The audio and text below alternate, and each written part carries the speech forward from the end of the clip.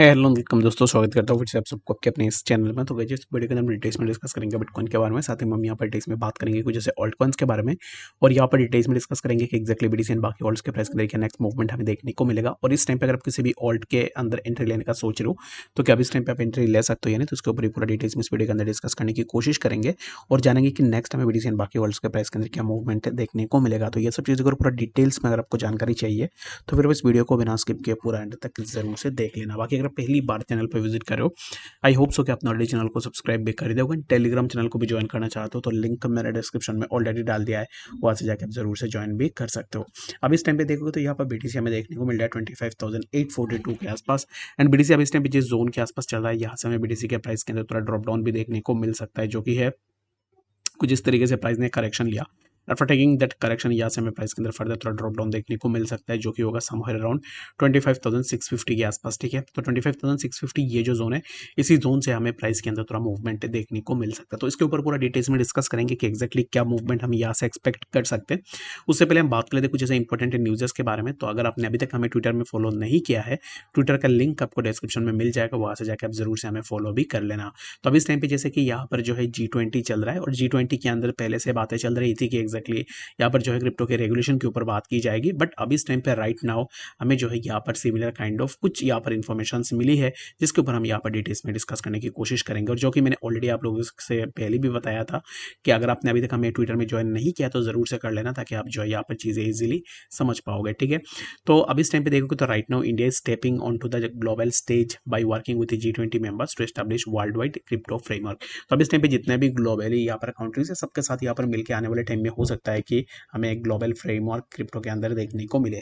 The next thing is that कि who is leading the crypto charge from India. तो India के अंदर अब इस टाइम पे देखोगे तो कौन क्रिप्टो का जो भी यहाँ पर रिलेटेड चीज़ें हैं वो कौन देख रहा है। तो अब इस टाइम पे India's finance minister Nirmala Sitharaman is taking the lead. She is emphasizing global cooperation on crypto rules and regulations। तो अब इस टाइम पे सभी यही बोल रहे हैं कि अब इस टाइम पे जो है उनको यहाँ पर जो ग्लोबली यहाँ पर सपोर्ट चाहिए इसको कुछ रेगुलेशंस क्रिप्टो के अंदर लाने के लिए।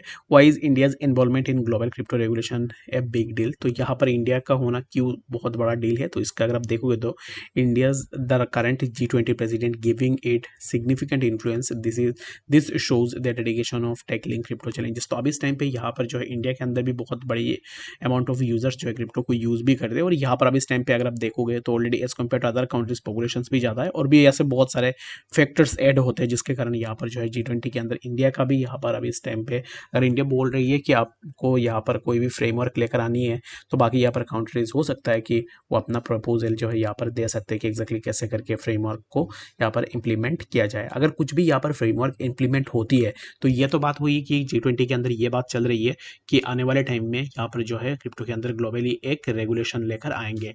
But the main important thing is that कि अगर ग्लोबल रेगुलेशन आएगा तो इसमें क्या चीज़ें यहाँ पर चेंज हो सकती है।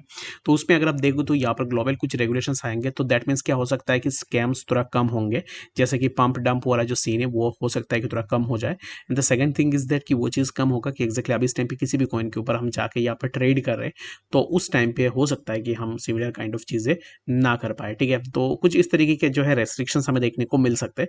बाकी एक्जैक्टली क्या होगा वो चीज़ किसी को भी नहीं पता है, तो इसके लिए आप भी वेट करो, टाइम विल टेल एवरीथिंग। तो अब इस टाइम पे बीटीसी के प्राइस चल रहा है समवेयर अराउंड 25,842 के आसपास। एंड बीटीसी के प्राइस ना यहाँ पर अब इस टाइम पे देखोगे तो एक जोन के आसपास ही प्राइस कंसोलिडेट हो रहा है।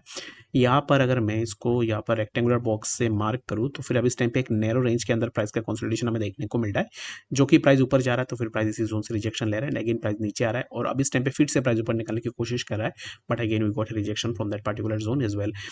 तो अब इस टाइम पे फॉर नाउ हमें यहाँ से क्या मूवमेंट देखने को मिल सकता है। अब इस टाइम पे जैसे प्राइस मूव करा है तो ऐसे मूवमेंट में हमें प्राइस के अंदर फर्दर ड्रॉप डाउन जो कि है 25,700 एंड लेटर हमें प्राइस जो यहाँ पर 25,600 के आसपास भी देखने को मिल सकता है। अगर ये जो जोन है इसी जोन का अगर ब्रेकडाउन होता है दैट मीन्स कि हमें यहाँ से प्राइस के अंदर फर्दर और भी ब्रेकडाउन देखने को मिलेगा, जो कि हमें टिल 25,327 के आसपास भी बीटीसी के प्राइस देखने को मिल सकता है।